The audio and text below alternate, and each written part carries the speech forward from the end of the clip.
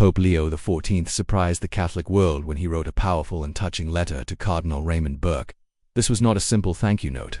It was something that carried deep meaning, personal respect, and perhaps a hidden message about the direction of the Church. The letter, written entirely in Latin and signed by Pope Leo himself, was shared publicly by Cardinal Burke on his social media. In it, the Pope thanked Burke for his 50 years of priesthood and his faithful service to the Church. But more than that, the tone of the letter, its language, and its solemn blessing suggested something bigger, a possible shift in how the Church deals with its most traditional voices.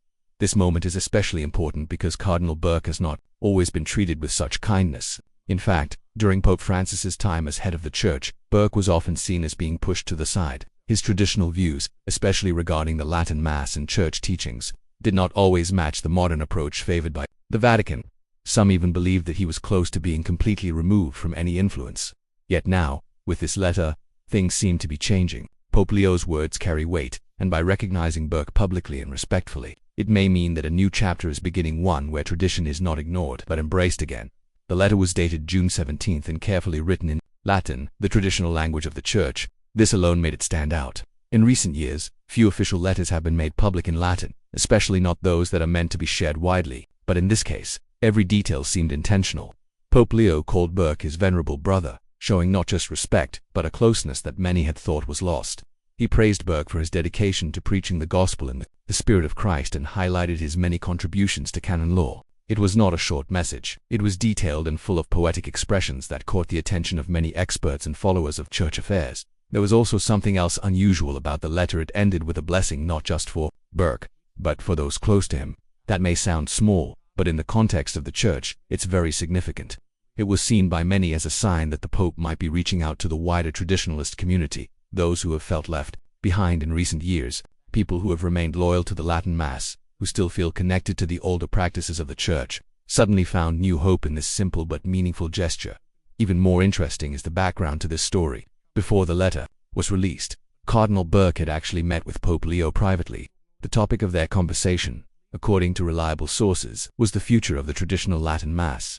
No public statement was made at the time, but just days after their meeting, Burke gave a speech in London during the 60th anniversary of the Latin Mass Society. In that speech, he revealed that he had asked the Pope to stop what he called a persecution against Catholics who loved the ancient form of the Mass.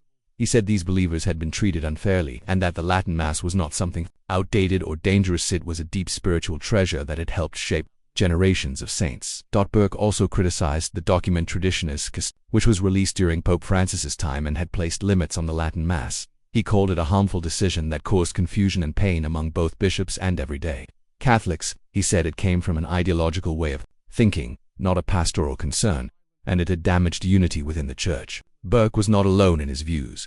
Other high-ranking church figures like Cardinal Sarah and Bishop Schneider had also spoken out against the restrictions, asking for them to be lifted. So when Pope Leo chose to send Burke a letter full of kind words and blessings, many saw it not as a small act, but as a possible signal of a shift. Could the new Pope be open to restoring the Latin Mass to a more central place in church life?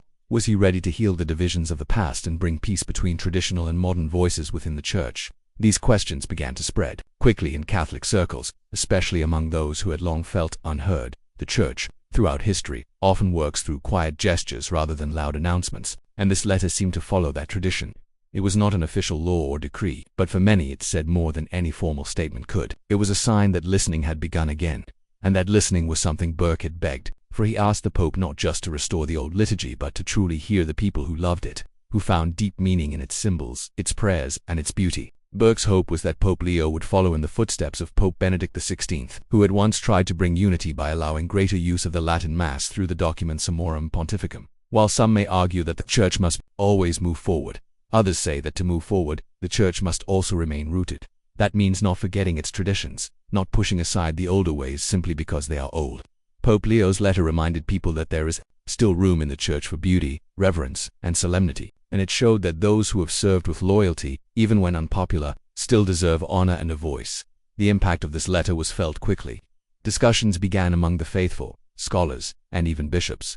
Some called it a turning point. Others were more cautious, saying it was too early to know, but few denied that it was an important sign. Burke's own reaction was humble. On social media he said, "Praised be Jesus Christ. I am very honored and humbled to have received This letter from His Holiness, it was a simple message, but it showed how much the gesture meant to him personally. Inside the Vatican, sources reported a growing tension. On one side were those who wanted to keep the reforms of Pope Francis in place, making the Latin Mass something rare and limited. On the other side were those who felt that tradition needed to be embraced again, not as a step backward, but as a way to restore balance and unity. Pope Leo's decision to write to Burke seemed to suggest that he was at least willing to consider this second view. This moment is not just about liturgy, it's about the future direction of the Church. Many believe that Pope Leo's ability to deal with the liturgical issue will define his papacy. If he can find a way to bring peace between different groups, to end the fighting and the fear, he may help the Church move into a new period of healing. But if he fails, the divisions could grow even deeper. The letter was more than a kind word. It was a test of leadership, a test of unity, a test of whether the Church can still speak to the hearts of all its members. Those who love the new forms of worship and those who feel connected to the old. The next steps Pope Leo takes will be watched closely. Already, traditional Catholics feel encouraged, but there is also caution. Many have seen hope before, only to feel disappointment later.